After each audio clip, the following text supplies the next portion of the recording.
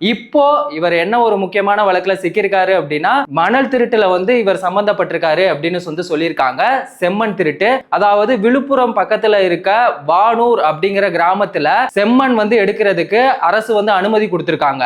அவர் என்ன பண்ணிருக்காரு அப்படின்னா இவரோட மகனான கௌதம சிகாமணி, இவரோட ரிலேட்டிவ், அவங்க எல்லாருக்குமே வந்துட்டு இந்த மண் எடுக்கிற அந்த குவாரி கான்ட்ராக்ட வந்து கொடுத்திருக்காரு. அரசு வந்து இவ்வளவுதான் மண் எடுக்கணும் அப்படின்னு சொல்லிட்டு ஒரு அனுமதி வச்சிருக்காங்க. அது எவ்வளவு அப்படின்னு பாத்தீங்கன்னா 3 அடி வரைக்கும் தான் வந்துட்டு மண் எடுக்கணும் அப்படின்னு வந்து சொல்லியிருக்காங்க. ஆனா இவங்க என்ன பண்ணிருக்காங்கன்னா அரசு சொன்னதை விட 150ல இருந்து 200 அடி வரைக்கும் மண் வந்து எடுத்திருக்காங்க. அதாவது 2.5 லட்சம் லோடு லாரியை வச்சு மணலை வந்து நைட்டோட நைட்டா வந்து திருடி இருக்காங்க. இதனால கவர்மெண்ட்டுக்கு எவ்வளவு லாஸ் ஆயிருக்கு அப்படின்னு பாத்தீங்கன்னா 28,36,40,600 ரூபாய் வந்து லாஸ் ஆயிருக்கு. இதனாலையும் வந்துட்டு இவர் மேல வந்து கேஸ் போட்டிருக்காங்க. அந்த கேஸுக்கான ஒரு டேட் தான் வந்து இப்ப சொல்லியிருக்காங்க. ஏப்ரல் 2ஆம் தேதி இதுக்கான தீர்ப்பு வழங்கப்படும் அப்படின்னு வந்து சொல்லியிருக்காங்க.